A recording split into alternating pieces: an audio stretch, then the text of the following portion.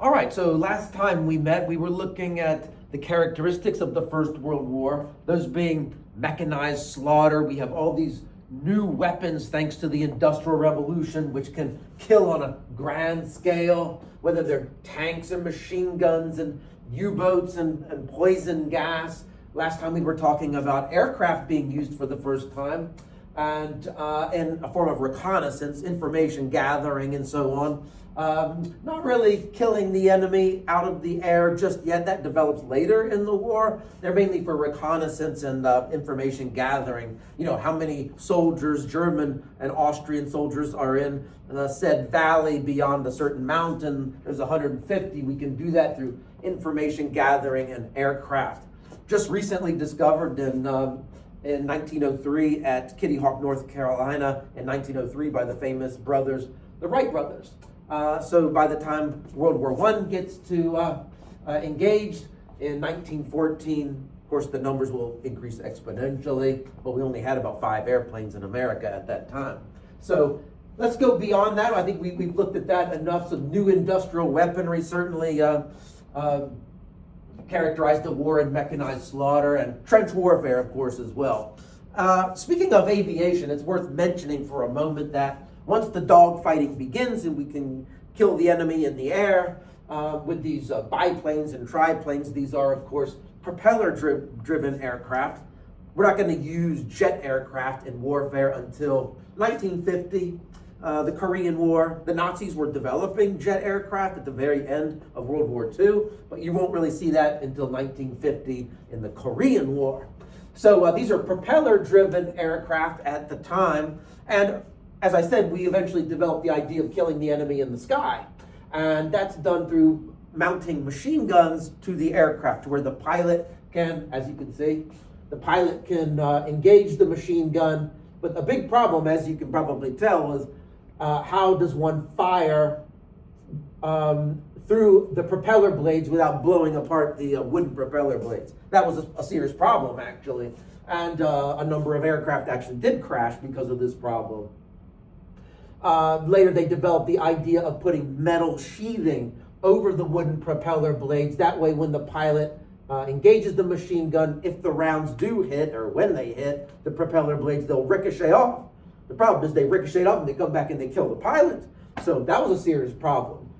Good old German engineering was the answer to the problem. And you can see there's Anthony Fokker, F-O-K-K-E-R. He develops what is known as the interrupter. He develops what is known as the interrupter gear. And so through an engine, as you see here, inside of an engine is what is the drive shaft. And on the drive shaft, there can be notches, or what we call cams. Cams are notches that will interrupt the machine gun when the trigger is pulled to where it's synchronized with the propeller blades. In other words, it's synchronized so that the bullets will actually, believe it or not, will go between the blades.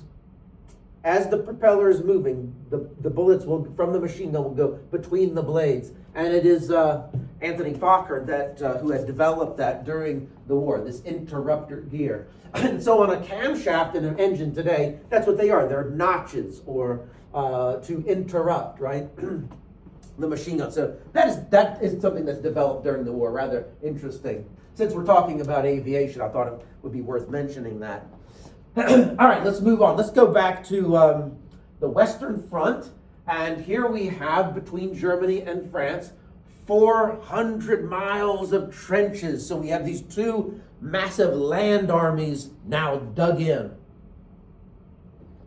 And that creates what we know as a stalemate. The root word being stale, right? Neither side, once they have dug in, neither side can gain any ground. They're not making an advantage. So that leads to a stalemate. The Germans had actually, as they swung through neutral Belgium around to Paris, they got within a half hour, 30 miles, they got within Paris. And that is called the First Battle of the Marne River, pretty important battle actually in World War I. And you might wonder, why do I have taxi cab on my slide there? Because at the Battle of the Marne, when the Germans were only a half hour outside of Paris, The taxi cab drivers of the city of Paris actually were shuttling, like an Uber. You know? They were actually shuttling the French soldiers to the front lines before the Germans could advance on Paris. That's how close the Germans got to Paris, within 30 miles. So no wonder the taxi cab drivers were utilized to shuttle these French soldiers up to the front lines. All right, so here is the Western Front, 400 miles of trenches, trench warfare, mechanized slaughter, right? Effective ways of characterizing the First World War. And if one stands in the trenches for too long, as many did, they develop, as you can see, trench foot. Also worth mentioning, prosthetic limb industry was big business after World War I. So here the trenches were dug, and the stalemate begins, and the territory between the enemy trenches was known as no man's land, I think for obvious reasons. Not a place one would want to be, but that is a real photograph of no man's land. Notice the devastating moonscape image that's provided here. And notice the trees. Any kind of vegetation is just totally destroyed by the industrial weaponry, just cutting in half what is remaining there of the trees and so on. And rats were a big problem inside the trenches, as was trench foot was a big problem, not changing one's socks and boots regularly enough. And as you can tell, the French actually collected the rats and said, actually, underneath the photograph, it kind of, in a humorous way, says the rats were a bigger worry than the Germans were. Now, one of the urban legends about the First World War and the first year, 1914, after the assassination of Ferdinand, was Christmas Day. Christmas Eve, Christmas Day, 1914, the first Christmas of the war. And one of the urban legends is that both the Allies and the Central Powers came out of their trenches into no man's land, not to kill each other, but to talk to each other, sing Christmas songs, and allegedly play a soccer game. As, of course, the generals and the officers and the high brass are screaming and yelling at these young soldiers to get back into their trenches and go back to killing each other, you know. But apparently, it's no longer an urban legend, really, because primary source documentation has proven within, I think the last 10, 15 years maybe, something like that, last 10 years or so, that it actually did occur. And it's famously known as the Christmas truce. Notice here they are playing a soccer game in the enemy trenches, trading cigarettes and talking and so on. And there's a monument to the Christmas truce of 1914 on Christmas Day. Here it is. Notice the soccer ball actually between these two enemy soldiers who are supposed to be killing each other. All right, so I just wanted to share the urban legend with you, which is actually no longer an urban legend, as I say. Let's go back to our map for just a moment. There. 400 miles of trenches dug in, two massive land armies coming together, but neither side really gaining any ground. Hence the term, a stalemate has ensued. So the big question becomes then, once the two land armies have dug in, is how to break the stalemate. So follow along in your guided notes and keep up with me, all right? How to break the stalemate. I don't care if you're on the German side or the British and French side, the Allies and the Central Powers. It doesn't much matter. They're both trying to figure out ways to break the stalemate. So there's 3 attempts. Keep up. Here we go. So the first attempt to break the stalemate on the Western Front, how to break the stalemate on the Western Front, was the use of this new weapon called poisonous gas. Poison gas. How to break the stalemate. Notice, you better have the wind blowing in the right direction when using poisonous gas. It actually killed my great-grandfather. Yes, the father of my grandmother, who was born and raised in India, actually, died in World War I from poisonous gas. Be careful of your family history. My family always said it was mustard gas poisoning that killed my grandfather in World War I in France, in the Western Front. I'm not so sure that's accurate. I think it more was chlorine gas because mustard gas was developed later in the war. But nonetheless, it was poison gas that killed my grandfather. He was buried in a big, a really giant, lead coffin because they were worried about Soldiers who died in the war from poisonous gas, they have poison in their bodies, and if they're put in the ground, and as they decompose, that will leach into the water table and into the soil. So my grandfather was actually buried in a really large lead casket, Anyway, poison gas. If we use poison gas against the enemy, can we break through? Can we break the stalemate on the Western Front? Here, right? That's the attempt, anyway. Interestingly enough, after the war, the French and the Germans had a court case because by international law during this time, it was illegal to use, and I'm kind of paraphrasing here, this is how the Germans kind of skirted around the law at the time. International law said something to the effect of it was illegal by international law to use a projectile of poisonous gas on one's enemy. Okay? To use a projectile of poisonous gas on one's enemy. So the Germans, in the court case, this is legalese for you, skirting the law by use of language. The Germans say, well, we didn't use projectiles of poison gas on our enemy. We used canisters of poison gas on our enemy. The law says projectiles. We use canisters. And then later, of course, the Germans say, and by the way, not only that, but we were not the first to use poisonous gas. The French were the first to use gas on us, which is somewhat accurate, actually. But the French, yes, were the first to use gas, but it was something like what we might call today tear gas, which generally speaking is not a fatal gas. So anyway, there's all this legalese and these legal issues by international law that occur even after the war. All right, let's move on. So the question is, did the use of poisonous gas break the stalemate on the Western Front? The answer is no, because you can counteract its effect, obviously, with gas masks and so on, even on donkeys and horses and dogs and everything, and humans, of course. So no, it did not break the stalemate. So back to square one. How to break the stalemate on the Western Front. Attempt number 2, and this is Winston Churchill's idea, huge embarrassment for him too, was to resupply the Russians by way of the Gallipoli Peninsula.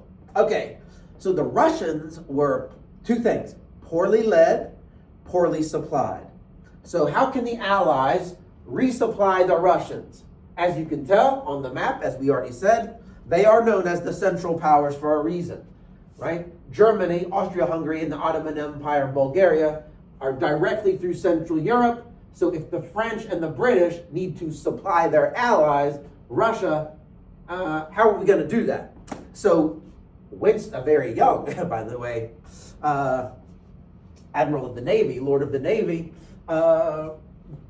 has this plan to resupply the Russians by a water route through the Black Sea, actually. So watch. The idea was this: to use the Mediterranean Sea, the Aegean Sea, and to go through the Dardanelles and the Bosporus through Constantinople to get to the Black Sea in order to supply the Russians, who are, again, poorly led and poorly supplied.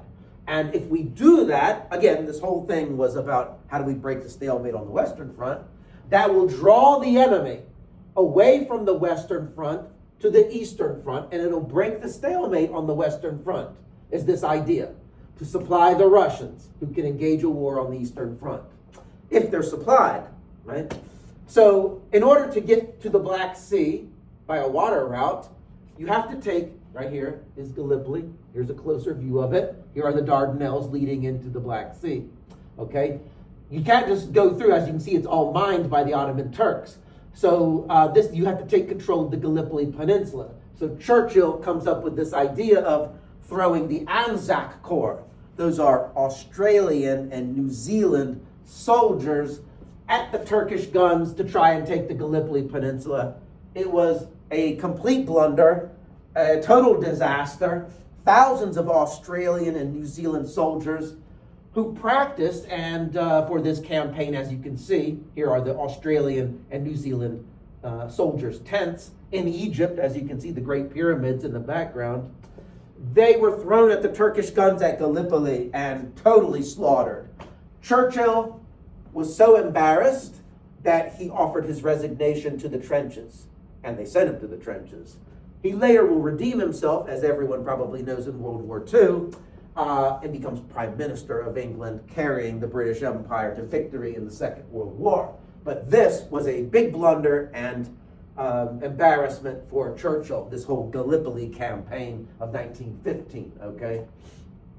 By the way, if one graduates from the military academy in Australia and New Zealand to this day, every year, they celebrate by their graduation by going to Gallipoli to remember their fallen comrades in World War I. That occurs to this day. So that was a big blunder and disaster for Churchill. So back to the original question. Poison gas didn't work. The Gallipoli campaign did not break the stalemate either. So where are we now? Attempt number 3, yes? And that is promises, promises, promises. The British are going to basically speak out of both sides of their mouth. This is British duplicity. And they're going to make promises to various groups and nationalist movements to try and gain favor to win the war. So pay attention. You already have this slide because it's that important. I printed it off. It's in your packet. I think it's page 6 or something like that. I think it's page 6, actually. If you turn to that page, please. You might want to have a highlighter with you, okay? Great cartoon, by the way. The Ottoman Empire is being clipped, and there's of course, the poor Sultan, the Pasha in the background, as John Bull and others are saying, let us have a piece of the Ottoman Empire. So the British are going to make promises to 3 nationalist groups to try and curry favor, again, to win the war and to break the stalemate on the Western Front. To the Arabs, they're going to make promises. To the Jews, the Zionists, the British will make promises. And to the Italians who switched sides, by the way. The Italians switched sides in 1915 because they wanted some land cut off, as you can see, of the Ottoman Empire. They thought that if they switched sides to the Allies, they could win the war and gain territory. In the end, they didn't get much of that at all, and many Italians were disgruntled by the end of the war, even though they were on the winning side, which of course led to the rise of the fascist party under Benito Mussolini right after the war. 1 year after the war, 1919, by the way. Okay, so let's go back up here to the top. The British are going to make promises to the Arabs. The Arabs that live in the Ottoman Empire are treated like oppressed second-class citizens in a way. So remember, Turks are not Arabs, and Arabs are not Turks, ethnically speaking. And yes, for the most part, generally speaking, they share the same religion. That's the religion of Islam. They're vastly Muslim, whether they're Arab or Turk.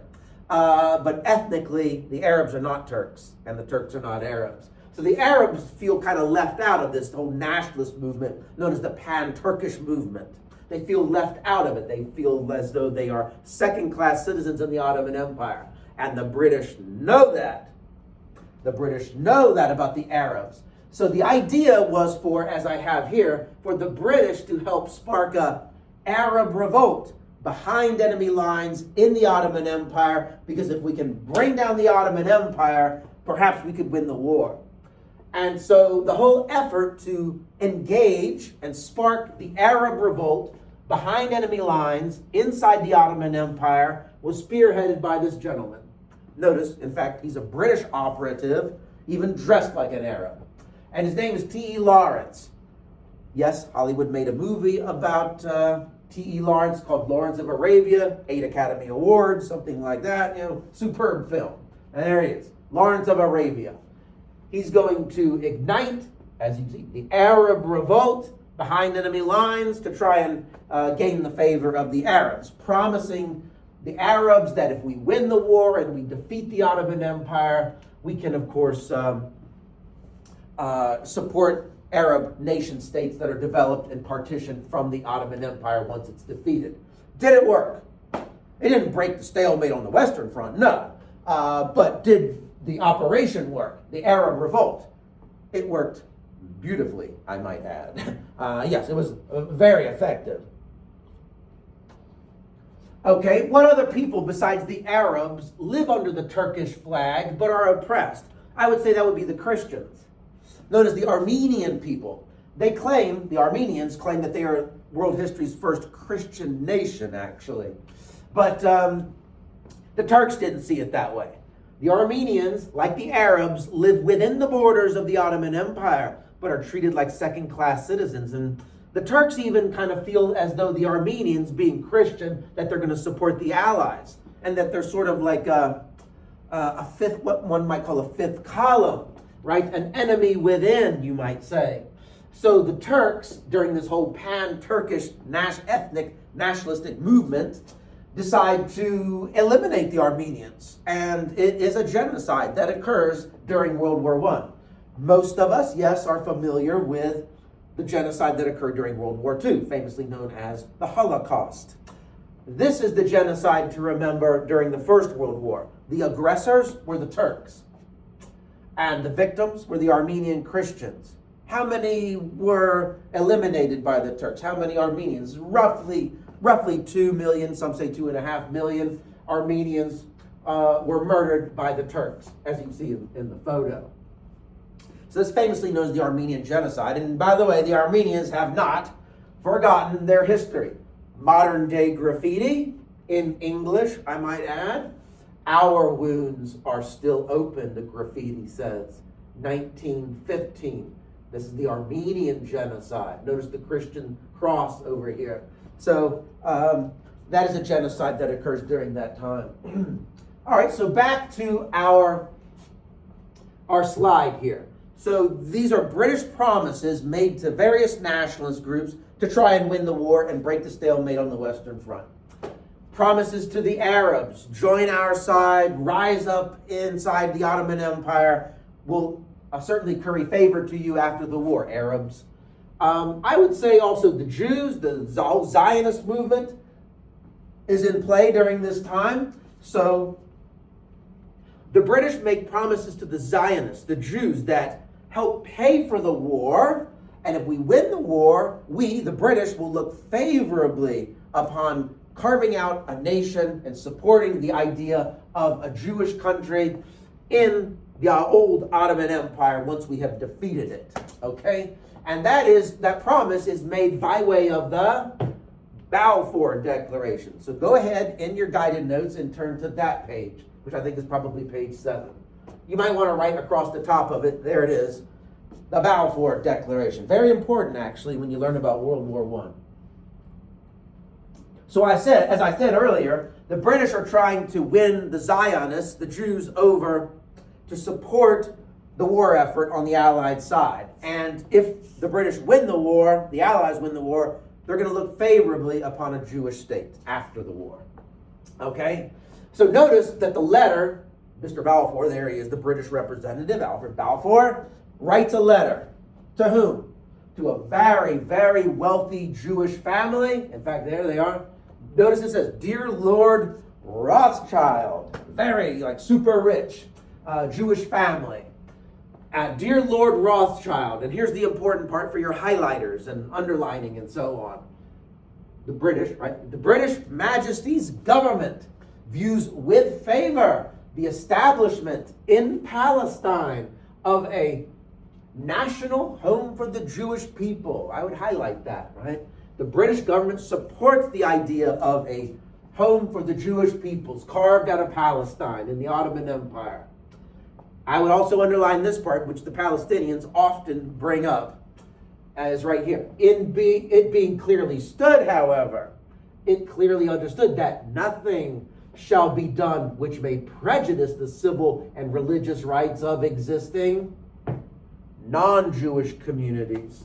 So we're going to support the idea of carving out a Jewish state, and we support the Zionist movement if you, Rothschild family, help pay for the war and we win the war, we will support the Zionist cause, carving out a Jewish nation, so long as nothing will prejudice the peoples of Palestine and the non-Jewish communities. So that's kind of interesting about the Balfour Declaration.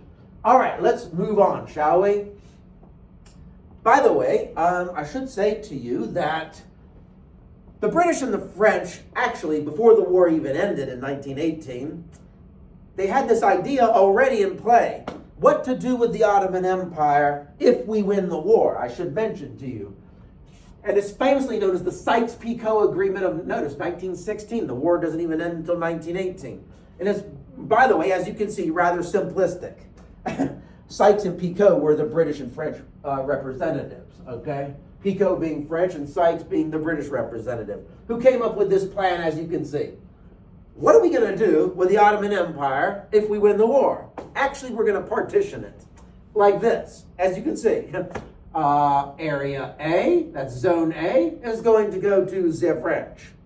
That becomes later, by the way, Syria and Lebanon, right? And everything you see here is going to be Zone B. And Zone B is going to go to the British. Zone A to France, Zone B to the British. This is what we're going to do to the Ottoman Empire if we win the war. Again, this was in play 2 years before the war even ended. And later, these countries become, there's Palestine, later to become Israel, there's Jordan, and that's Iraq. So who really drew the lines in the sand for the modern map of the Middle East? Was it the Arabs or was it the British and the French? Correct, Sykes-Picot. It was the British and the French who created the modern map of the Middle East. Did that plant seeds for future conflicts? Yes, as you can see in the cartoon. Sykes-Picot, right, planted the seeds for future conflicts in the Middle East when it was the Europeans and not the Arabs and others who created the modern map of the Middle East. So all of this goes back to World War I, actually, right? There you go. A cartoon that just came out, 2016. Syria, Iraq, just totally devastated. But remember, there's Picot and the French, there's Sykes and the British, who created the countries of Syria and Iraq, as we know, back in 1916. 100 years later in 2016. So, very important in the story of the First World War is the Sykes-Picot Agreement, okay? All right, something we haven't really talked about with World War I is the role of women. Very important, actually. What role did women play in the First World War? I might add that it's not only the First World War, but the Second World War, the Cold War, and beyond. It's much of the same, okay? Women are not necessarily serving in combat roles. Not necessarily, key words there. But certainly as factory workers, World War I and World War II, right? Creating the munitions and the airplanes and the tanks and so on. One might think of, famously in World War II, Rosie the Riveter, as you've probably seen in that famous propaganda poster. These are German women actually creating the munitions. Often they would bring their children with them actually to the factories to create. Notice that her feet are the projectiles that they are creating. Notice the size of some of the projectiles behind these ladies. So yes, they are munitions workers. Women are factory workers. Many men were sent off to the war, right? To fight in the war as soldiers, and women filled the void in the factories, right? They are also, there's an American propaganda poster of the Red Cross. They are nurses, yes. Ambulance, women are ambulance drivers. By the way, you know, Queen Elizabeth II, the queen that just passed away a couple years ago, she actually was an ambulance driver in World War II, not World War I. So they're nurses, they're ambulance drivers.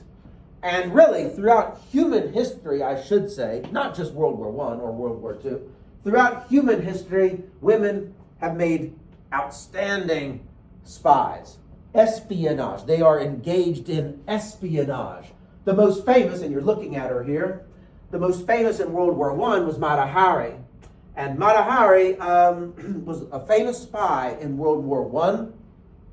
She actually was executed by the French in October of 1917 because the French accused her of selling French tank secrets to the Germans. The reality is this. More than likely, Mata Hari was probably a double agent, actually. She doesn't really care who necessarily she's working for as long as she's paid, right? And so she probably was a double agent, actually, in the war. But the French did capture her, and they put her on trial, and they executed her for treason for selling secrets to the Germans. So women have, throughout human history, just had a way of, getting information out of men, one might say. And they're really, really good at that, World War I, World War II, Cold War, in the age of cloak and dagger espionage and so on. They make great spies throughout history. All right, let's move on.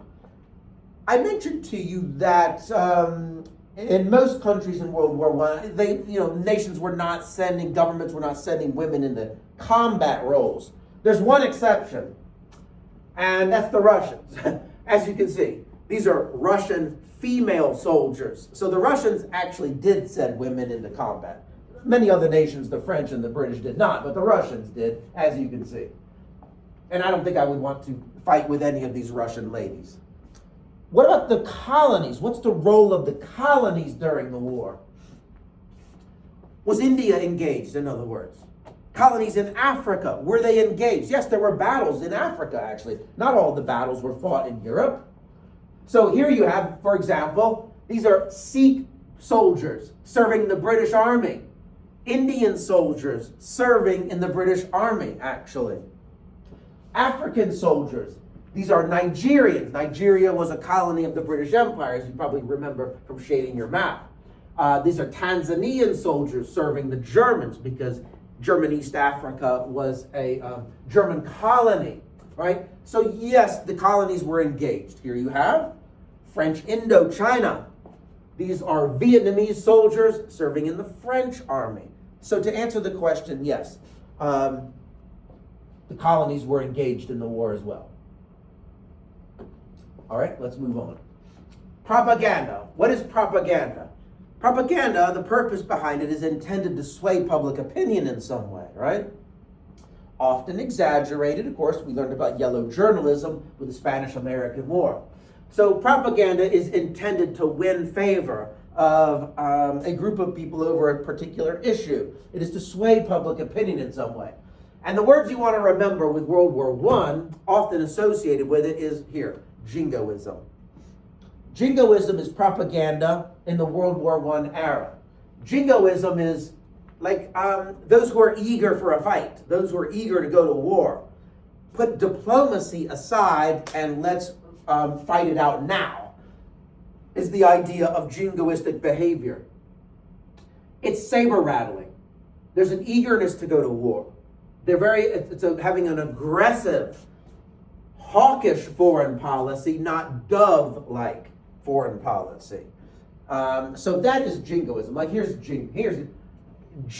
is a jingoistic from World War I. That's the term associated with. We have got to fight. Jingoistic headlines in World War I. Here's a propaganda poster. I'll lick any two Huns, the young kid says, rolling up his sleeves.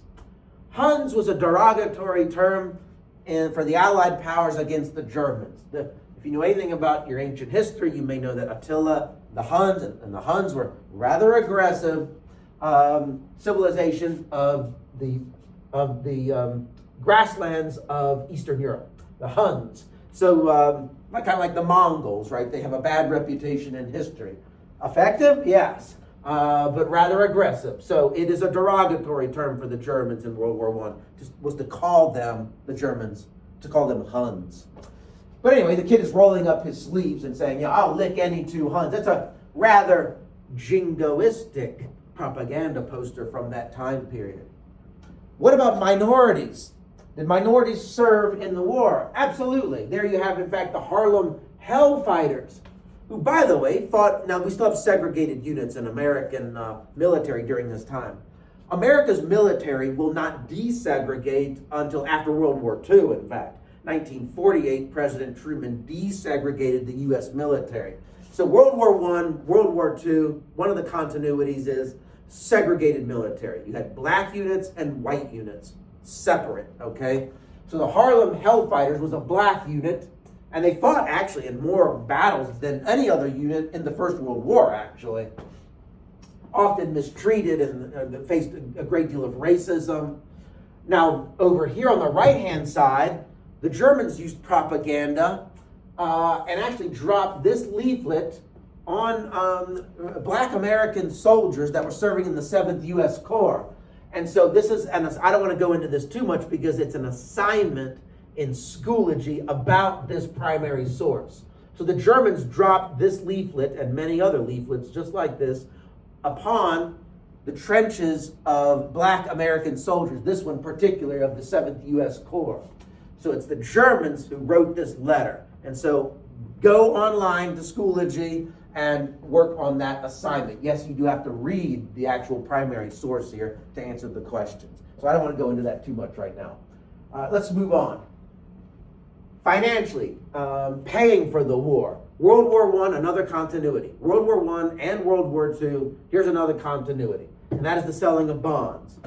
A bond, if you didn't know, is a way that the government can make money right now, during the war, not later, now, by selling bonds to citizens and with a high interest. So, in other words, if you buy a $10 bond and you from the government, that will put money in the hands of the government right now to win the war. And if you wait several years and you cash in your bond to the government, like after the war, you can make a great deal of profit from that, right? Based on the number of years you wait to cash in your bond.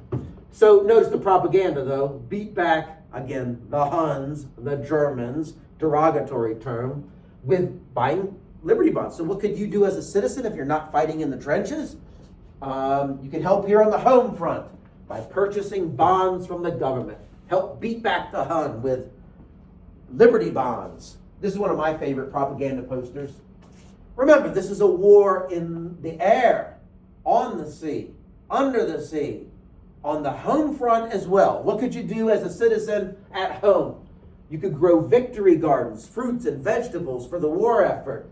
Rationing food, recycling metals is nothing new, actually. Here's one from the U.S. government, a propaganda poster I love. It says, can your vegetables and fruits, and that will help can the Kaiser. And notice there's the German Kaiser with that a mustache of his inside the mason jar. By canning your fruits and vegetables, we can help can the Kaiser, yes? And notice it's even labeled, the mason jar is labeled, Monarch brand, unsweetened. There's nothing sweet about the German Kaiser, Wilhelm II, right? Great propaganda poster from World War I. All right, so let's get into it. Speaking of the Americans, America did not get involved in the war until 1917. The last 18 months of the war, the last year and a half. President Wilson, was trying to keep America out of the war and did everything he could to keep us out of the war. But in 1917, here come the Yanks. Here come the Americans. American joins the Allies. 2 reasons why. All right, so keep up in your guided notes. Why did America join the war effort? 2 major reasons. 1, because of unrestricted German U-boat submarine warfare. The Germans, unrestricted, unlimited, they were not limiting the number of vessels that they were sinking, military or civilian, okay? So, and a number of Americans had actually been killed because of the U-boats, the German U-boats and their operations. Second would be the famous Zimmerman note, the Zimmerman telegram. All right, so let's get into it. Unrestricted German U-boat warfare was one of the reasons America joined the war effort in 1917, okay? Was this a problem? I don't know, you tell me. Every red dot that you see on this map in Europe was a ship sunk by a German U-boat. So yeah, it was a serious problem, as you can tell. And on a number of these vessels, Americans had passed away. The most famous being, of course, the Lusitania. The sinking of the Lusitania by the German government. Propaganda, enlist, women and children suffering, in this case drowning, after the Lusitania was sunk by the Germans. It was rather close. I don't know which one of these red dots represents the sinking of the Lusitania, but it was off the coast of Ireland, somewhere right in here, and in 1915. That's why this propaganda poster encourages Irishmen, avenge the Lusitania, join an Irish regiment today. And here you have, on the New York Times headlines, Lusitania sunk by a submarine, probably 1,000 dead, torpedoed off the Irish coast. Now, the Lusitania was a civilian passenger liner. It looks a heck of a lot like, as we probably are thinking right now, the Titanic. Yes, it does look a lot like the Titanic. Same company that built the ships, I believe, actually. Over 100 Americans were killed because of the sinking of the Lusitania. Did the sinking of the Lusitania, was that the event that pushed America into the war? No, but did it push America closer to joining the war effort? Yes, because the sinking of Lusitania took place in 1915. America didn't join the war until 1917, but you could say that it pushed us closer to joining the war. Why did the Germans sink a passenger liner and not a military vessel? Well, the Germans claimed that the Lusitania, even though it was a passenger liner, was carrying munitions. Fair enough, that's true. Here's an image from the bottom of the ocean at where the Lusitania is located. Yes, actually it was. The hull was actually carrying munitions for the war effort. So, and I think it's worth mentioning that the German government actually did warn everybody that was getting on board the Lusitania that a state of war exists. Notice, travelers intending to embark on the Atlantic voyage are reminded a state of war exists between Germany and her allies and Great Britain and her allies, and that the zone of war includes the waters adjacent to the British Isles, right? And that in accordance with formal notice given, here it is in the newspapers, that the Imperial German government vessels flying the flag of Britain or of any of her allies are, here it is, liable to destruction in these waters. So there was a warning actually to the travelers on the Lusitania from the Imperial German Embassy in Washington, D.C. It was a warning. And of course the Germans did sink the Lusitania. And here's Uncle Sam shaking his fist at the German Kaiser after the sinking of the Lusitania. But remember, be careful with that. It was 2 years after the sinking of Lusitania that America joined the war effort. All right, let's switch gears. Let's go to the Mexican Revolution, which begins actually right in the midst of the First World War. There's a revolution occurring in Mexico, which led to about 1 million deaths, actually. 10 years, 1910, all the way through beyond World War I, actually, was the time period of the Mexican Revolution. Notice the cartoon. The police officer is supposed to be the U.S. President Woodrow Wilson in a police officer's uniform. How was America engaged in this revolution with our southerly neighbor in Mexico? Well, we like to call it, this is called alliteration in English class, yeah? The watchful waiting of Wilson. We weren't really getting involved in the conflict, although for a time we had thrown our support behind one of the revolutionaries named Carranza, who later did actually become the president of Mexico.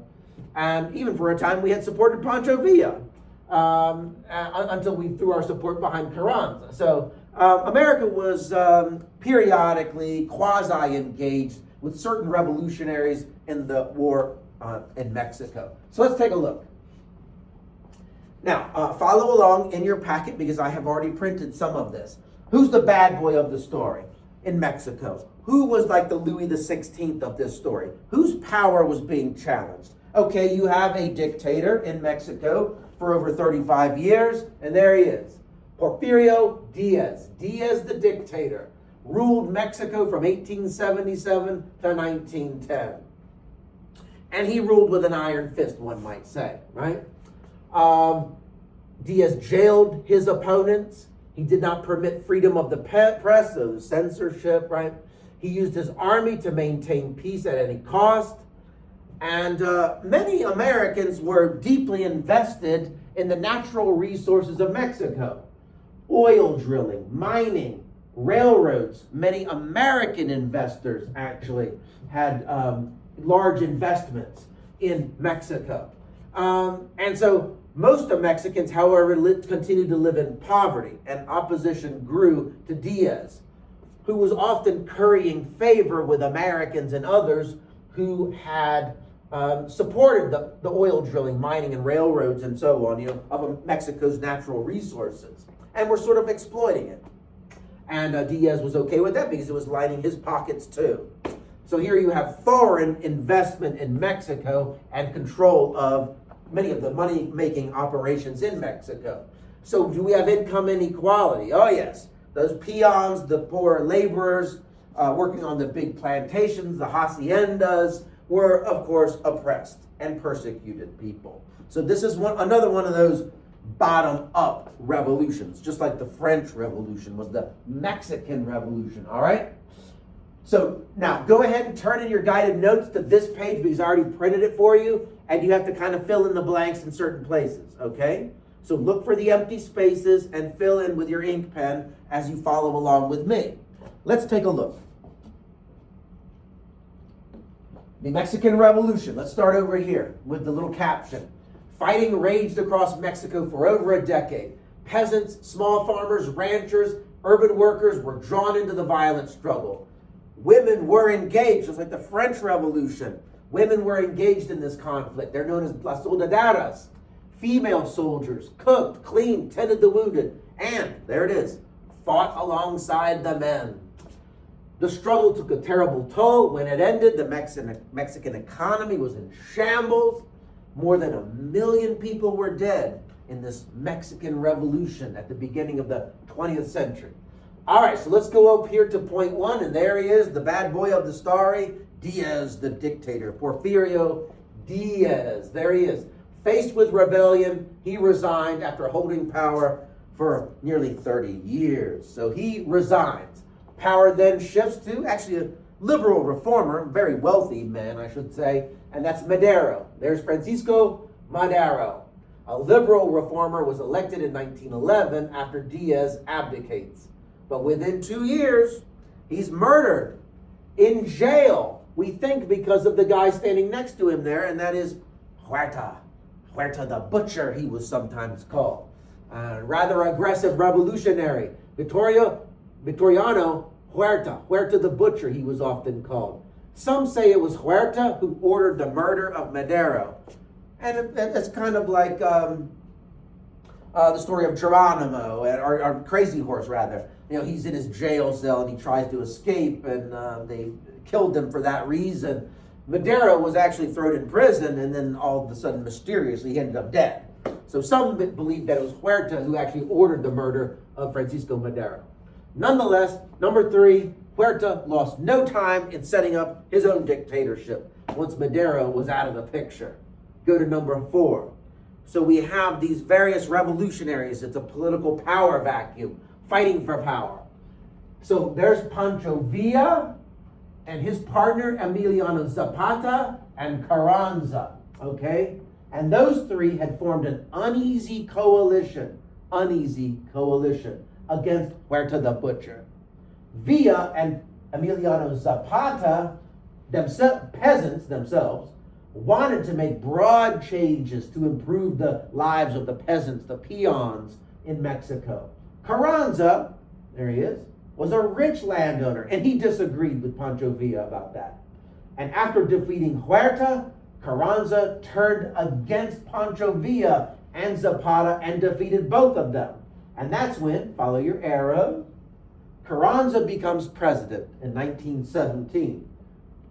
Okay, and there he is, Carranza. A new constitution for Mexico was passed.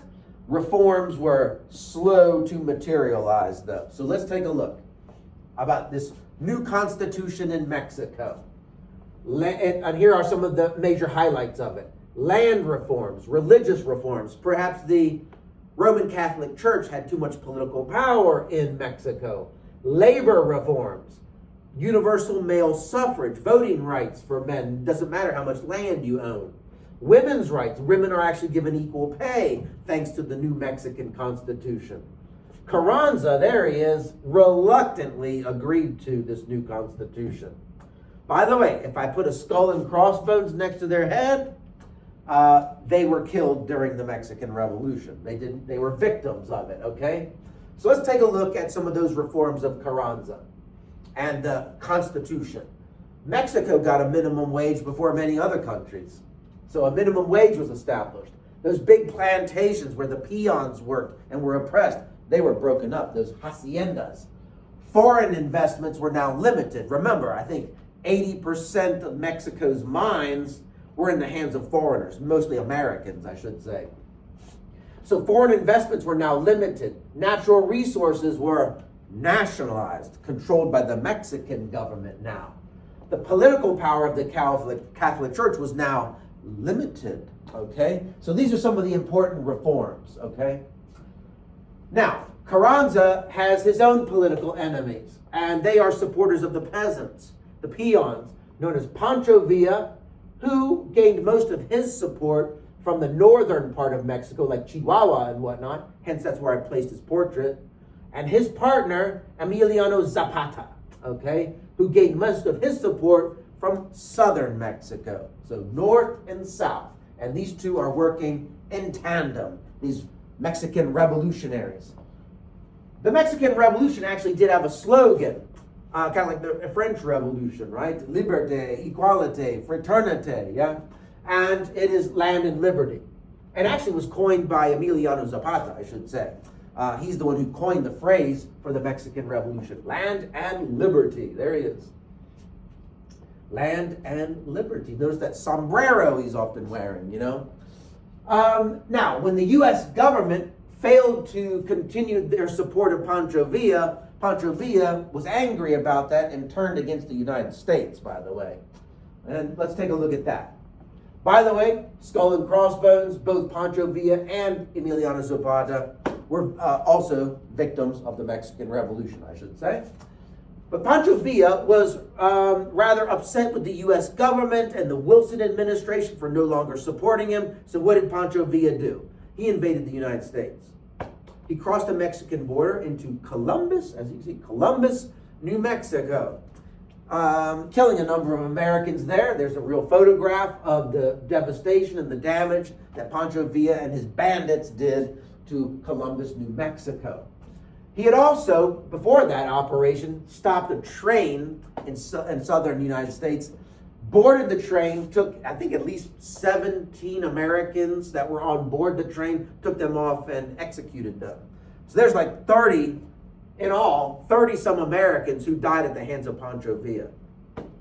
Mr. Keith, why is it that so many Mexican restaurants are called Pancho Villa Mexican Restaurant when this is a guy who murdered many Americans? Because the reason for that is Pancho Villa is kind of a revered figure in Mexico because he's sort of a Robin Hood type figure. He fought for the lower classes, the peasants and so on. The idea to, steal from the rich to give to the poor. So he was a supporter of the lower classes, and he was a revered figure for that reason.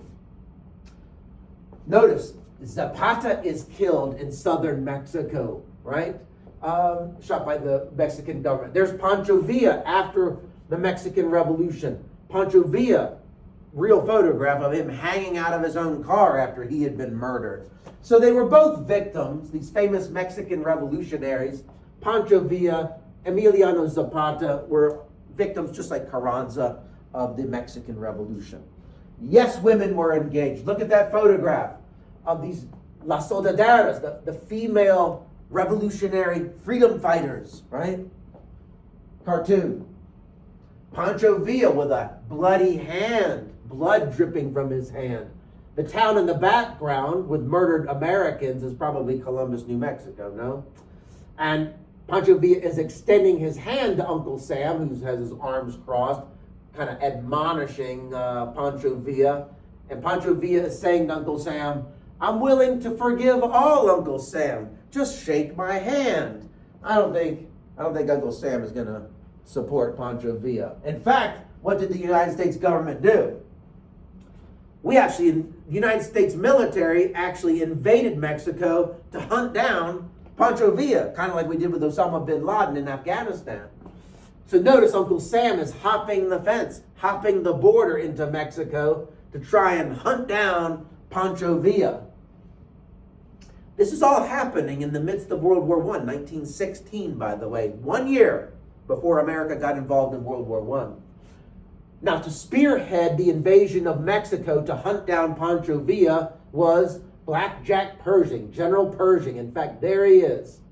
Interesting. The next year, is this sort of like a dress rehearsal for American involvement in World War I in Europe? Who's going to lead American forces in Europe when we do get engaged in World War I? Oh, yeah. It's Blackjack Pershing, General Pershing, the same who invaded Mexico in 1916, trying to hunt down Pancho Villa. That gentleman you might know from World War II, that is captain in this photo, but General George Patton of the Third Army in World War II. He was the first actually to use tanks when we invaded Mexico to try and find Pancho Villa. So he was engaged in that operation as well. He's mostly known not for this operation in Mexico in World War I, but World War II fame, General George Patton. All right, let's move on. And by the way, Uncle Sam, if you can't read the caption next to the cartoon, Uncle Sam is saying, I've had about enough of this. So he's hopping the fence into Mexico, and we're going to hunt down Pancho Villa. Did we ever get him? No. Pancho Villa proved to be way too elusive, and I already showed you the image of what happened to him in 1923. He was murdered by other revolutionaries anyway. But this is a cartoon of the Mexican jumping bean, actually. Pancho Villa is a Mexican jumping bean. Here's Uncle Sam trying to capture him, but he was way too elusive. We never caught him. While the U.S. military is in Mexico trying to find Pancho Villa, this came to the U.S. government. But just then, at that moment, we were in Mexico trying to hunt down Pancho Villa. The U.S. government received this from the British. It is obviously in code, and this is the famous Zimmerman telegram. It is, in fact, a Western Union telegram, as you can see. And it's in code. And the British intercepted this Western Union telegram. They intercepted it, and they deciphered it. They decoded it. What is it? It is a letter sent from Germany to Mexico in code. The British intercepted it, decoded it, and as quickly as they could, handed it off to Washington, D.C., to the Wilson government. Okay? What did it say? And this is what put us into the war, by the way, the Zimmerman telegram. Here's what it said. The Zimmerman note decoded. It is the Germans saying to Mexico, we, the Germans, intend to increase our submarine warfare. We do not want the United States to join the war effort. We want to keep America neutral, but we need to start sinking some ships to break the British blockade, which I'll show you in a moment. We want to keep America out of the war, because if America joins the war effort, we're sunk, right? Pun intended. So Germany is saying to Mexico, if that doesn't work, if we start sinking ships and America joins the war effort, we want you, Mexico, to join our side. And if we win the war, you join the German side, and we win the war, we're going to give you back territory you lost to the United States in the Mexican-American War of 1848, that being Texas, New Mexico, Arizona. Okay? And that, see, look at the cartoon. There's Uncle Sam, here's Germany, here's Mexico. Notice what's on the platter. Texas, New Mexico, and Arizona. All you gotta do is beat the stuffing out of that old guy, and the pie is yours, Mexico. Here it is decoded again. From Berlin, Germany to Mexico City, the Zimmerman note. On the 1st of February, we, the Germans, intend to begin submarine warfare. Unlimited, unrestricted. In spite of this, it is our endeavor to keep the United States neutral. The Germans don't want the United States to join the war effort. If this is not successful, we propose an alliance with you, Mexico. We make war together, together we make peace. We shall give financial support, and it's understood that if we win the war, and you help us, Mexico, you're going to reconquer the territory you lost, today known as New Mexico, Texas, and Arizona. So once America received this telegram decoded by the British, by the way, were the British desperate at this point for American involvement? Yes, that's why they rather quickly decoded this telegram and quickly handed it off to Washington, D.C., hopeful that the United States would join the war effort. And we did. You might look at that Zimmerman note and say, ask yourself, why did the Germans want to increase their U-boat warfare? Why? Here's why. Because Germany was starving. The British, it's called the British blockade. The British, as you can see right here, the British had blockaded Germany, and Germany is starving. The goods are not coming into Germany that's needed. So you see, it's a naval blockade of Germany. So the Germans need to start sinking ships to break the British blockade, which was rather effective. And so that's the idea here, and that's what led to their proposal to Mexico. If we start sinking ships and we break the blockade, but America joins the war, we need you, Mexico, to join the war on our side. And that's what pushed America into the war, the famous Zimmerman telegram. Cartoon time. Here are the gauntlet gloves of Kaiser Wilhelm of Germany, cutting off with a knife for Mexico. Arizona, New Mexico, and Texas, right? Zimmerman telegram. Here's another one. The Temptation. Notice the Kaiser, the German Kaiser Wilhelm II, looks a lot like the devil, right? With the money bags offering Arizona, New Mexico, and Texas to Mexico. That is a reference to the New Testament when Jesus was tempted by the devil, right? The temptation it is, right? All right, so nonetheless, here come the Yanks. Here come the Americans joining the war effort on the Allied side, right? Which will help turn the tide of the war in the Allied favor, by the way. Fresh American troops will help turn the tide of the war. It'll be over within 18 months, right? So let's get to that point. What happened in the end? By November of 1918, the Kaiser had enough. Germany was being devastated by American involvement in the war. So the German Kaiser Wilhelm II decided to abdicate his throne and flee Germany. He spent the rest of his days in the Netherlands, and he died when Hitler had come to power in World War II. So he abdicated and fled to the Netherlands. There he is. Quite a fashionista with that mustache and military uniform of his. You wouldn't know this if I didn't tell you, but he actually had a handicap which he hid his entire life. And you wouldn't know because he did a pretty good job of hiding his handicap. His left arm was actually completely immobile and limp because it was from a birth defect. If I remember correctly, reading about it, he, as his body as a little baby was coming through the birth canal of his mother, I believe his arm had become twisted behind his back as he's coming through the birth canal, and it rendered his arm completely useless. But he did a pretty good job of hiding the handicap. Handicaps like that in that time period were seen as a sign of weakness. So he wanted to hide the handicap. Many of you might know that Franklin Roosevelt, president in World War II, had polio, and it was in a wheelchair actually. But he did everything he could. Many Americans did not know that he could not walk on his own. You ever see images of Roosevelt walking? It's always with his two sons at his side because they're helping him walk, basically. So handicaps like that were actually hidden from view during that time period. So anyway, all right, let's move on. So the Kaiser abdicates. That's November the 18th. Actually, it's 11/11/11. 11/11/11. Think of Veterans Day, actually. November the 11th. So November, the 11th month, the 11th day, and guess what time it was when the war ended? Correct, 11 a.m. 11/11/11. November the 11th at 11 o'clock in the morning. The war is over. Armistice signed. Careful, that's not the peace treaty. That's to end the fighting. An armistice is a ceasefire. So that occurs 11/11/11. The peace treaty is signed next year. And we're going to get to that in a moment, okay?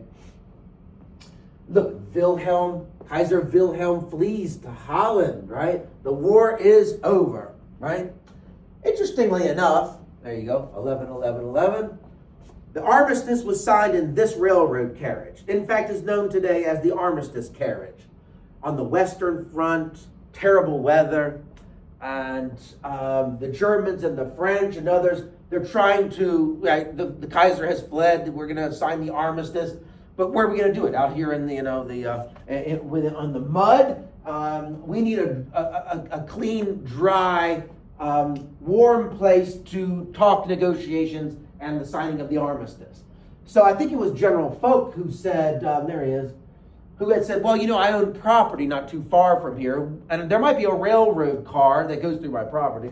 So why don't we go and see? So they did. In fact, there happened to be a railroad car, because he had a railroad line that went through his property, and happened to be one. So they actually boarded the carriage, and that's where World War I ended, actually. The Germans surrendered to the French and the Allies in this armistice carriage. Now, many Germans felt as though that was a stab in the back, that the war should have went on, like a young Adolf Hitler. Hitler believed that they gave up too soon. The German government gave up the war too soon. And tell me if this is not a grudge. Hitler, once he defeated France in 1940, fast forward to World War II, he ordered, in fact, there's Hitler, he ordered for the same carriage that ended World War I, where the armistice was signed, to be discovered, to be found. That way, the French, this time around, the French could surrender to Hitler and the Germans. That is a grudge, is it not? So he actually ordered that the same carriage be found. As you can see, there they are. So yeah, very interesting story about the famous armistice carriage. All right, let's move on. The Germans also blamed one of their allies for one of the reasons of losing the First World War, and that was fighting alongside Austria. The Austrians make really great fancy cakes, and they dance really well with their waltz and so on, but they're not good fighters, say the Germans. This is German General Erich Ludendorff. There's Ludendorff. Ludendorff said, about the Austrians, fighting next to the Austrians. The German Empire has been trying to fight a war whilst shackled to a corpse. They didn't help us. In fact, they dragged us down, those Austrians. They're not good fighters. All right, let's get into the end of the war. The war ends, and you should know the treaty that ended the war, because it actually helped spark World War II. It is known as the Treaty of Versailles. The Versailles Treaty of 1919 in Paris, okay? What's going to happen to the powers that lost the war? All right, so let's take a look. The Germans are going to have to cede their colonies. The Ottoman Empire is broken up, okay? The Germans had to give up their colonies. They had to limit their military.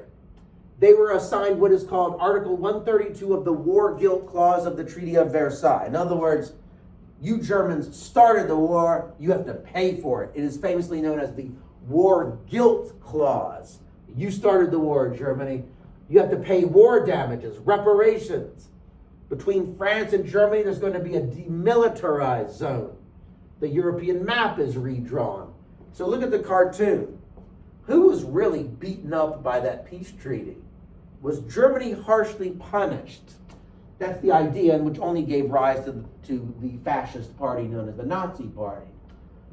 Now, all delegates are going to meet in the city of Paris to end the war, to draw up the Treaty of Versailles. And they're known as the Big Four, okay? 1, 2, 3, 4. Here they are in a photograph, okay? That is Vittorio Orlando, the Prime Minister of Italy. David Lloyd George of the British Empire. The Prime Minister of France, George the Tiger Clemenceau. And the tall, lanky guy there on the end is President Wilson, Woodrow Wilson. Is President Wilson going to show up in Paris at the peace negotiations empty-handed? Of course not. You have to come with a plan for peace, right? So make sure you know this. Woodrow Wilson's plan for peace was famously known as the 14 points. The 14 points plan for peace, with the idea of open diplomacy, not secret negotiations, right? Self-determination. Maybe we ought to end this age of imperialism and colonizing other peoples and let them determine for themselves what forms of government these colonized people will have, right?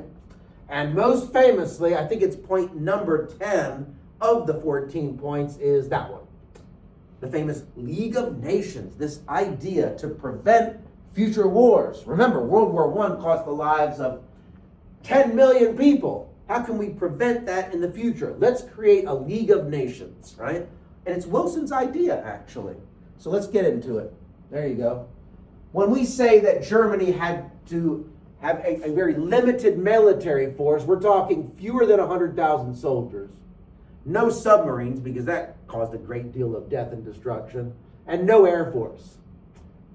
Hitler, when he comes to power, he will violate the Treaty of Versailles and build up the U-boats and the air force and the tanks, but often in, behind elementary schools and things like that, where no one was really looking, All right, so let's look at this League of Nations. Interestingly enough, it was an American idea through Woodrow Wilson, but America didn't join the League of Nations. Hence the cartoon. Uncle Sam is asleep on the keystone to the whole thing. The bridge of the League of Nations. There's a gap in the bridge. The keystone to the whole thing is American involvement. Otherwise, it's probably not going to work. So the League of Nations was actually formed for collective security to prevent future wars, kind of like the United Nations today, which replaced the League of Nations because, it didn't work out. The League of Nations did not prevent the big one, World War II. So it no longer exists. It was replaced by the United Nations, which the United States is a part of, okay? So America, right, was designed by the president, this whole League of Nations. America did not join. Why? Here's why. The League covenant, the contract, joining required collective security.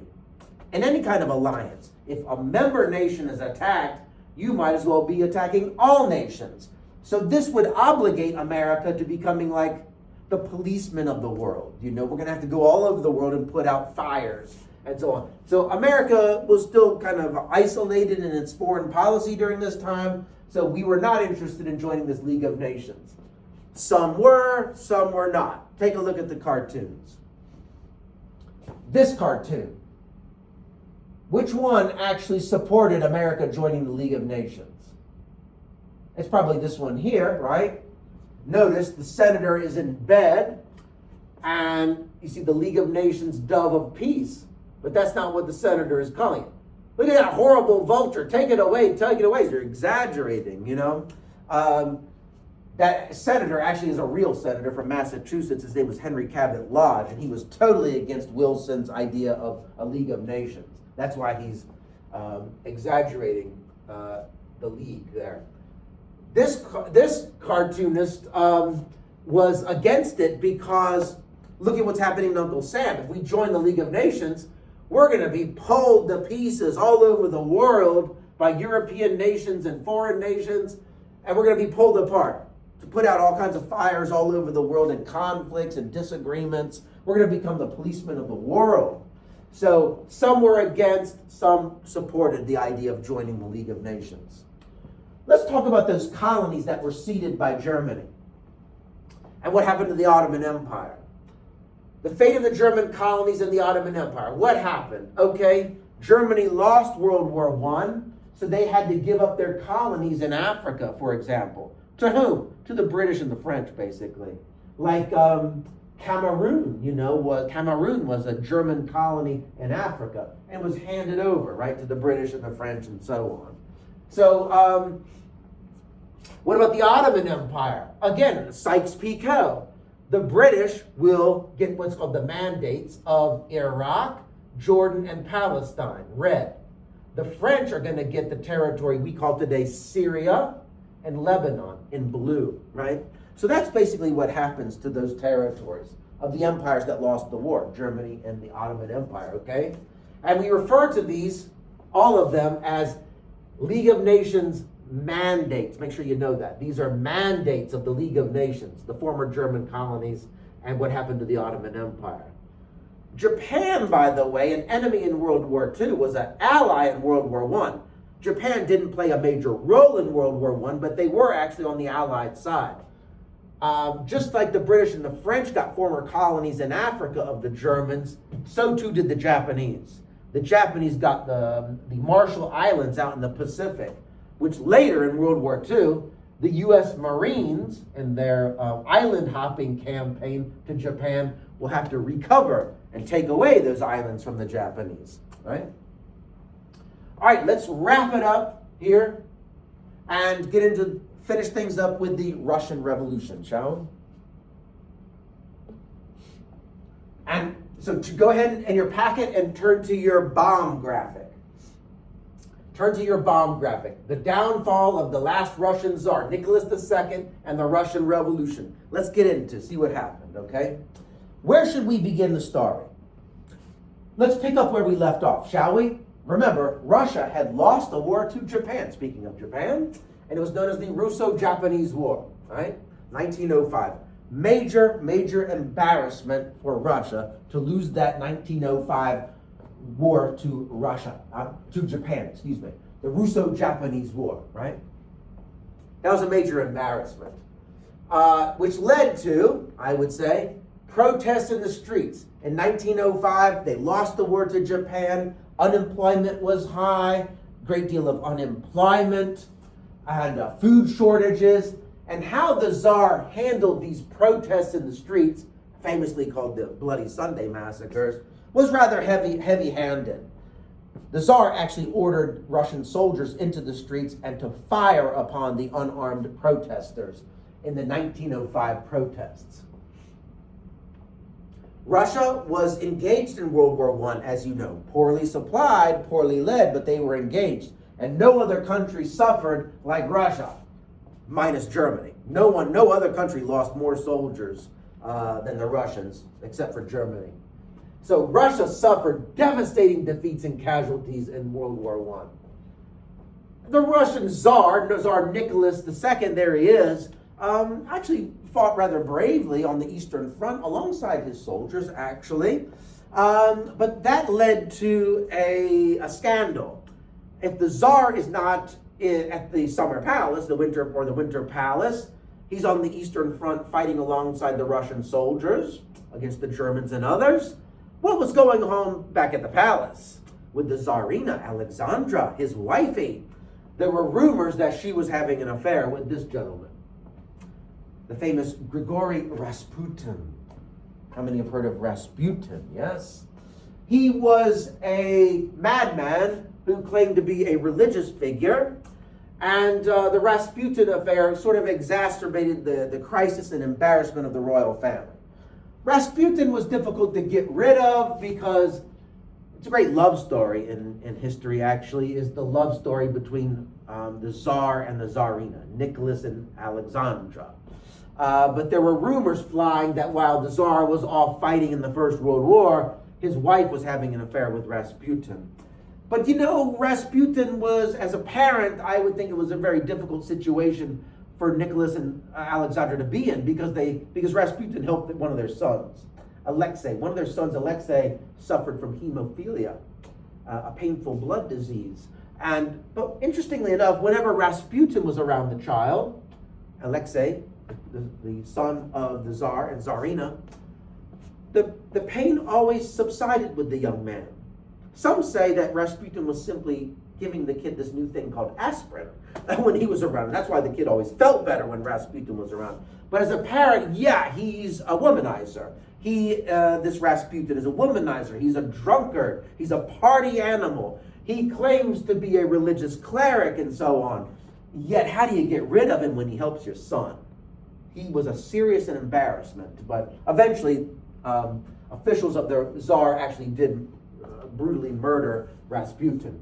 But as a parent, they must have been in a very difficult situation because, yes, Rasputin was an embarrassment. On the other hand, he helped Alexei, their son, who suffered from this painful blood disease known as hemophilia. All right, so with mounting pressure, Russia was suffering devastating defeats and casualties in World War I. You have the whole Rasputin affair. The Tsar decided to walk away.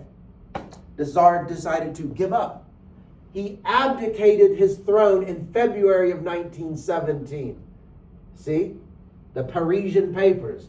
Abdication of Tsar Nicholas II. So there's two Russian revolutions in the same year, 1917. You have the February Revolution, when the Tsar abdicated his throne and walked away. And then later in October, you have the October Revolution, when the Bolshevik communists took power. So February, October, 1917. So please don't get them confused, okay? So that's the February Revolution. What next? I know what you're thinking. If the Tsar abdicated his throne, who has the reins of power in Russia then? The Tsar and the royal family are out of the picture. Good question. It is a provisional government. A provisional government is established after the Tsar abdicated. What does provisional mean? Provisional means temporary. So a temporary provisional government spearheaded by this guy, Alexander Kerensky, came to power. And Kerensky made a big mistake. Many Russians wanted to get out of the war and to sign a separate peace treaty with the Germans. Kerensky actually sided with the Tsar and decided to keep Russia engaged in World War I. He did not get Russia out of the war. Perhaps that was a mistake on his part. I'll come back to it later. Let's move on. Remember, so Russia is still engaged in the war, and the Germans are still trying to win this war, okay? The Russian Revolution occurs in the midst, just like the Mexican Revolution, in the midst of World War I, right? It's all overlapping at the same time. So the Germans have a clever idea to try and, win the war. And, they know that Russia is suffering badly at home, right? So the Germans try to think of a way to hammer in the death nail to the Russian Empire. How can we make matters worse for Russia? I know, the Germans say. Let's send a violent, aggressive revolutionary into Russia like a virus to make Russia even more sick than she already is. And that virus is Vlad Lenin. So look at what I have. Like spreading a deadly virus, the Germans send a radical Bolshevik communist revolutionary named Vlad Lenin into Russia during this time in a sealed railway car. So Lenin had been detained, I think at the time in Switzerland, if I remember correctly, and the Germans got their hands on him, took him out of prison, put him in a sealed railway car, and like a virus, they sent Vlad Lenin into Russia to make matters even worse. Did it work? Beautifully. Did the Germans still lose the war? Yeah. But they got what they wanted, really, in bringing down the Russian government. But remember, Russia got out of the war in 1917, that's true. But America came into the war in 1917, the same year, right? And the Americans helped turn the tide of the war in the Allied favor, right? Here's Vlad Lenin, the communist Bolshevik revolutionary sent into Russia in a sealed railway car by the Germans. The Germans very clever in trying to win the war in that regard. Lenin and other Bolsheviks like Leon Trotsky, Joseph Drugasvili, who changed his name to Joseph Stalin, because, Joseph Drugasvili is not that intimidating, So he changes his name to Stalin, which means man of steel. Joseph Stalin, man of steel, but his real last name was Drugasvili. Anyway, these are the communist Bolsheviks, The Russians, under the Bolsheviks, the communists, had their own slogan. Not land and liberty, that's the Mexican Revolution. It is peace, land, and bread. Peace, land, and bread. Each word actually meant something from Lenin. Peace. If you Russian people give power to my party, the Bolshevik party, the communists, and we topple the regime of Kerensky, I will get us out of the war with Germany. I will sign a separate peace treaty. And by the way, they did. Land. This is a communist revolution. After all, we're going to redistribute land, collectivization, remember, amongst the peasants, right? So peace, land, bread. We're going to make sure everybody's fed, So peace, land, and bread became the slogan of the Russian Revolution, okay? I know what you're thinking. So it was the Bolsheviks that toppled what regime? They toppled the regime of Alexander Kerensky. Where did he go? And that was the October Revolution, okay? The October Revolution toppled the regime of Kerensky. Where did he go? He actually survived. He was not brutally murdered like the Tsar. The Tsar and his whole family were brutally murdered by the Bolsheviks, by Lenin's order. Not Kerensky. He escaped, lived out his days in New York City. Kerensky actually lived in New York City and Manhattan, actually, when he escaped during the Bolshevik takeover. So Lenin, Trotsky, Stalin, and others overthrew the provisional government of Kerensky. As promised, peace, land, and bread. They signed a separate peace treaty with the Germans. They exited the war. They defeated the White Russians. The White Russians, like Red Russians and White Russians, right? The Red Russians were the communist Bolsheviks. The White Russians were those who still supported the monarchy of Tsar Nicholas, the Romanovs, still supported the Romanovs.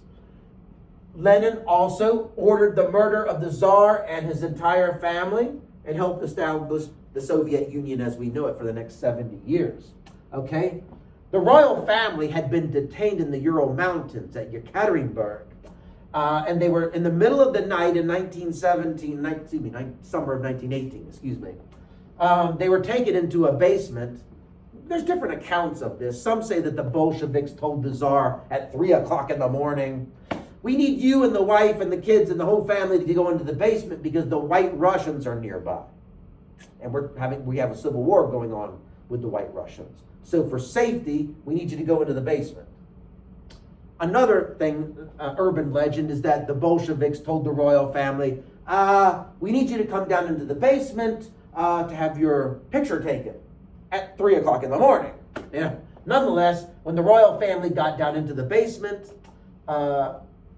in Yekaterinburg in the Ural Mountains, the Bolsheviks apparently announced what they were really doing, which was assassination. Told the Tsar, actually, we're not here to take your picture. We're here to murder you. And they took out their pistols and shot and killed the entire royal family.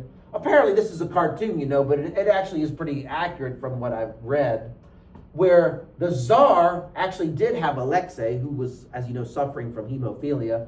Apparently, the child was sitting on the Tsar's lap when he was informed by the Bolsheviks that they actually were going to all be murdered at that moment. And apparently, the Tsar tried to stand up with Alexei in his lap, tried to stand up and say, what is going on? And that's when they opened fire. Notice the maids in the background, they too were brutally murdered. Apparently they were running around the room, clawing at the walls, desperately trying to get out. So the Tsar, the Tsarina, the children, the maids, everybody was brutally murdered by the Bolsheviks on the order of Vlad Lenin. Lenin ultimately defeats the White Russians and establishes the USSR for the next 70 years. The Union of Soviet Socialist Republics. There were 15 of those republics, Russia being the most powerful of the 15 Soviet Socialist republics, the USSR. He established that in 1921. It collapsed in 1991. As I say, it lasted about 70 years. Lenin was very successful. And right after that success, he died of cancer, actually. Kind of like Dr. Sun Yat-sen, very successful in toppling the Manchu dynasty in the Xinhai Revolution. And right after that success, he dies. So Lenin and Dr. Sun Yat-sen actually died the same year, I think, 1925. All right, let's move on. Now, one of the urban legends about the murder of the Bolshevik family goes like this. As thuggish as the Bolsheviks were, led by Vlad Lenin, they simply could not murder a little girl, that being the Grand Archduchess Anastasia. We've heard of Anastasia, yes? And so one of the Bolsheviks, as the story goes, hid the little girl behind his back and allowed her to escape. And that she went off and lived in other countries, some even say the United States. Grand Duchess Anastasia. And there she is. There she is. The Grand Duchess Anastasia. The urban legend that she actually survived the murder of the whole family. Why is there this conspiracy about it? Because the bodies of Anastasia and Alexei were not found until recently. But I hate to tell you, it's a wonderful story. We all kind of wish it were true that Anastasia and her brother escaped and were not murdered by the Bolsheviks like everybody else. It's simply not true. Their bodies were found a number of years ago. They just happened to be buried away from their parents in a separate area of the woods in Yekaterinburg. So, there's all this, even Hollywood has made movies, Disney, about Anastasia. Some say she was kind of a spoiled brat, actually. Like, no one knows anything about Tatiana, who apparently was like, a wonderful child, lovely and very friendly. Apparently, Anastasia was not that nice of a kid, apparently, but we always focus on her and the story that she may have escaped. She did not. There was, in fact, there's Rasputin. Remember, there's Rasputin had helped Alexei. There's the son who had the hemophilia issue, Careful. It is said that if you look into the eyes of Rasputin for too long, that he could hypnotize you, actually. There you have it. There was a woman, actually, there she is. Her name's Anna Anderson, and she lived, by the way, not far from here, Charlottesville, Virginia. Anna Anderson actually claimed to be the Duchess Anastasia. I can tell you that it's not true.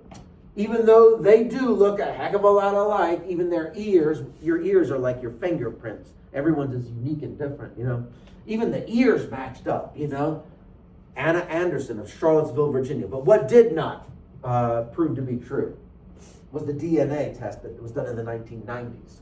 So Anna Anderson is not the long-lost Duchess Anastasia. Her body, and alongside her brother, Alexei, there you have it, were found, actually not long ago, 2007. DNA confirmed that Anastasia and her brother, Alexei, did not survive the murder of the family, which is rather unfortunate. Let's talk about Trotsky and how the Bolsheviks were able to win this conflict rather quickly. Well, remember, they nationalized everything rather quickly. Communication, transportation, they had control over within almost like within 30 minutes, when they toppled the regime of Alexander Kerensky. The highways, the railroads, the communications facilities, and so on. They took over rather quickly. Once they had control of all transportation and communication, the Bolsheviks had power in their hands. So what is the role of Trotsky? Trotsky served alongside Vlad Lenin in toppling the regime of Kerensky and defeating the White Russians, the enemy of the communists. So Russian revolutionaries, Bolsheviks, communists like Leon Trotsky, there he is, images of him, returned from abroad to participate in this Russian Revolution. Some say Trotsky, who led the Red Army against the White Russians, looks a heck of a lot like Colonel Sanders of Kentucky Fried Chicken, and I think I have to agree with that. They do look a heck of a lot alike. So what is the significance of Trotsky? Here it is. He led the Bolshevik Red Army in defeating their enemy. Once they had, toppled the regime of the Tsar and Kerensky, they focused on their enemy, that being the White Russians, which they had finally defeated around 1921, bringing an end really to the Russian Civil War, the Russian Revolution, and the establishment of the Soviet Union as we know it in 1921. Okay? Trotsky, however, got on the wrong side of Joseph Stalin. Bad idea. See, there's Lenin, Stalin, and Trotsky. Stalin was very paranoid and rather envious of the celebrity of Leon Trotsky. Trotsky tried to flee Russia and went abroad, actually went all the way to Mexico when he was in Mexico City in 1940. But you cannot outrun the long arm of Joseph Stalin. The minions and assassins of Joseph Stalin found Trotsky in Mexico City, and they put that pickaxe through his brain. So Trotsky was murdered by the assassins of Joseph Stalin in Mexico City in 1940. That's why the cops are holding the pickaxe in their, it's an ice pickaxe actually, holding the axe in their hands, because that's what the assassins used to brutally murder Leon Trotsky. I've actually had some students who have been to Mexico City. They've been to the gravesite of Leon Trotsky, because Leon Trotsky's grave is actually in Mexico City to this day. Okay?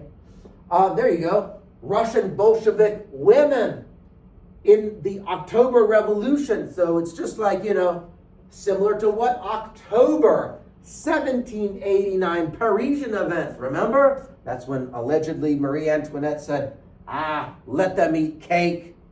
That was the famous March on Versailles, led by women, right? So women were engaged in the French Revolution, Las Solidaridades, the Mexican Revolution, and look, yes, women were involved in the Russian Revolution too, okay? There you go. Propaganda poster, Russian propaganda.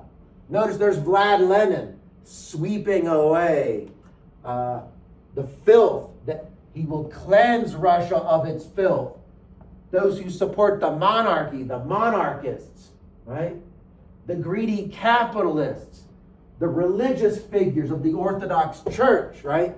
It says in English here, Comrade Lenin will cleanse Russia of filth, give power to the Bolsheviks. Now, how do you go overnight from a quasi-capitalist economy to during the Russian Revolution, to a command economy of the communists? The answer is you don't, unless you want a complete disaster. So Lenin had a plan, an economic plan, which is called, not that difficult, the NEP, the New Economic Policy of Vlad Lenin. And it is a gradual transition to a communist command economy, okay? So shortly before his death from cancer, right after his great success in the Russian Revolution, Lenin allowed some free market capitalism to help increase production during with a sagging economy. Did it work? Did the NEP work? Did it actually help the Russian economy? Actually, yes, it did, I have to say. So it's one of the, you could say, a positive legacy of the age of Vlad Lenin was his NEP, the New Economic Policy, okay? Let's move on. Jim Cramer of MSNBC's Mad Money, who has made a fortune in the capitalist world. He's a multi-millionaire. He has his own TV show called Mad Money. Jim Cramer, there he is. He is quite aware of the fact that he looks a heck of a lot like Vlad Lenin. Why is that ironic yet funny? Capitalist, multi-millionaire, communist, right? Jim Cramer, he even has pictures of Vlad Lenin. He is quite aware that he looks a heck of a lot like him. Anyway, what happened to Lenin? He's very successful with the Russian Revolution and passed away.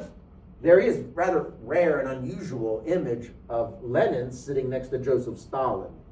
But the Russian people simply could not live without Vlad Lenin. So after he died, notice the Taurists, by the way, he was put in a glass sarcophagus, which if you go to Moscow today, you can still see him on public display. The body of Vlad Lenin, who died in 100 years ago, 1925 actually. You can actually still see his body. So it actually cost the Russian people a great deal to keep his body on public display. Periodically, they have to take him out of the gas-enclosed sarcophagus, fix up the makeup, apply a little wax, put him back in, and bring in the tourists. As you can see, the tourists standing there. So when Stalin died, he actually was put in a glass sarcophagus right beside Lenin. But he was such a murderous scoundrel that they eventually put him 6 feet in the ground. But Stalin actually was installed next to him. So Lenin gives way to Stalin in 1924. What's going to happen to the NEP, the secret police henchmen, the minions, the NKV, the Cheka, the KGB, and one-man rule? Actually, it's going to continue. All right. So think, when you learn about these revolutions, again, try to look for the common denominators. What's similar yet different, right? There's many common denominators with the mother of all revolutions, the French Revolution, class warfare, right? The Russian Revolution, the Mexican Revolution, China's Xinhai Revolution. What's similar yet different about them? All right? So compare and contrast them. What killed more people, actually 5 times the number of people in World War I, was the Spanish flu pandemic of 1918. That killed 50 million people. Remember, 10 million people died in World War I. 50 million people died in 1918 because of the Spanish flu. Why do we call it the Spanish flu? Spanish influenza. It's actually not an epidemic, it's a pandemic, like COVID-19, right? A pandemic, not an epidemic. because it was the Spanish newspapers that were the first to actually publish the problem. That's why, unfortunately, it became known as the Spanish flu. That's the only reason. Had nothing really to do with Spain. They were the first to publish the problem in their newspapers. So 5 times the number were actually killed because of the Spanish flu in 19 that were killed in the war. How did the map of Europe change? Here's what Europe looked like before and during the war, right? There's the Ottoman Empire, Bulgaria, Austria, Hungary, and Germany, right? The Central Powers. In purple are the Allied powers. All right, go over here. Did Germany actually lose a lot of territory, would you say? I mean, look at, there's Germany, and there's Germany. They didn't really, not necessarily. Poland is put back on the map. All these countries in orange, I like to sometimes call them the step countries because it looks like a staircase, like steps going up. These are all new countries formed after World War I. Poland is put back on the European map after, remember, late 18th century, Catherine the Great had destroyed Poland. Poland makes a good comeback, and Poland is right there, look at that, given access to the Baltic Sea, separating Germany from Germany. And Adolf Hitler is going to be screaming about that. How dare the Polish people separate the German people? What was the first country Adolf Hitler invaded September 1, 1939? Correct, Poland, sparking World War II, by the way. That is referred to, by the way, as the Polish Corridor, right? The Polish Corridor, giving land access to Poland to the Baltic Sea. Yugoslavia, the land of the southern Slavs, is put on the map, right? So the Slavic peoples sort of have a victory in creating one nation for the Slavic peoples. Austria and Hungary, that Austro-Hungarian Empire comes to an end. 2 separate countries, Austria and Hungary. A new country called Czechoslovakia is carved out of Austria-Hungary. Poland, the Baltic states, the Russians actually had to give up their best farmland to get out of the war with the Germans. That is referred to as the Treaty of Brest-Litovsk. Vlad Lenin and the Bolsheviks signed a separate peace treaty with the Germans to get out of the war. Thankfully for the Allies, the Americans came in on the Allied side at the same time, okay? Or the same year, I should say. But the Russians had to give up their best farmland, the Baltic states of Lithuania, Latvia, Estonia, Finland, as you see there, these are all new countries. The Soviet Union is new. Ireland in 1929 is finally, the British finally give the Irish autonomy and self-rule in 1921. So you could think of Ireland as being new as well. The Ottoman Empire is gone. It's carved up, right? The only thing that remains is the Republic, the country of Turkey as we know it, okay? There you go, Polish corridor.